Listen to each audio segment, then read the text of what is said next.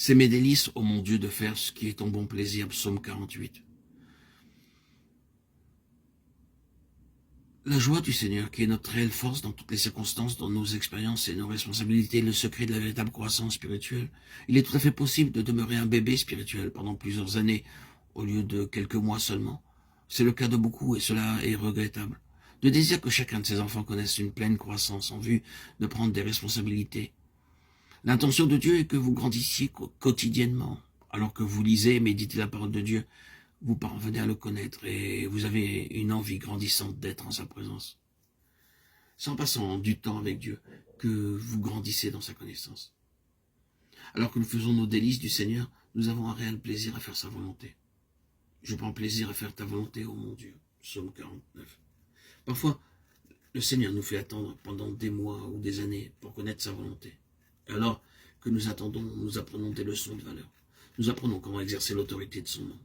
Nous apprenons à comprendre des mystères cachés de sa parole. Et de là, nous arrivons au point où nous consentons à souffrir l'opprobre pour lui. En traversant toutes ces expériences, nous atteignons la maturité spirituelle. Cela signifie alors que nous sommes prêts à assumer la responsabilité spirituelle que Dieu a en réserve pour nous et qu'il attend de partager avec nous. C'est pourquoi les dominations et les autorités dans les lieux célestes connaissent aujourd'hui par l'Église la sagesse infiniment variée de Dieu. Éphésiens 3:10. Le jour le plus merveilleux pour David fut celui où Dieu lui livre en détail tout le plan du temple. 1 Chroniques 28:19. Dieu n'aurait pas pu lui révéler cela au début de sa vie.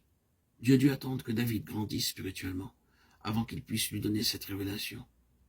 Beaucoup de gens de nos jours parlent de l'Église ou du corps de Christ très librement, mais très peu en réalité comprennent la signification de ces mots. Très peu comprennent la véritable pensée de Dieu pour l'Église. En dépit de leur discours spirituel, plusieurs montrent, par le conflit et la jalousie dans leur vie, qu'ils ne connaissent absolument pas ce qu'ils professent connaître. Le dessein de Dieu est de révéler sa puissance et sa sagesse aux dominations et autorités dans les lieux célestes, exprimées dans la communion fraternelle de l'Église. Ce n'est qu'en étant formé spirituellement et amené à la maturité spirituelle par diverses expériences que vous comprendrez la pleine pensée de Dieu pour sa maison, l'Église. Je t'ai fait toutes ces offrandes volontaires dans la droiture de mon cœur, et j'ai vu maintenant avec joie ton peuple qui se trouve ici t'offrir volontairement ses dons. 1 Chroniques 29:17. David affronta bien des batailles, et c'est par ces batailles qu'il fut spirituellement éduqué. Dans 1 Chroniques 26:27, nous lisons que le but des batailles fut consacré à embellir la maison de Dieu. Si vous êtes un authentique enfant de Dieu et que vous avez commencé à marcher dans l'obéissance, Dieu n'aura point de cesse qu'il ne vous ait donné le modèle tout aussi clairement qu'il le donna à David.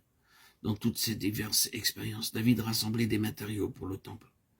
Chaque dimension, chaque matériau, même les fenêtres, les portes et les couleurs, avaient pour objet de démontrer la gloire de Dieu en révélant en type le Seigneur Jésus-Christ dans son Église. L'Église n'est pas un édifice terrestre, c'est un édifice spirituel dans lequel doit être révélé l'amour de Dieu en Christ pour le salut de l'homme.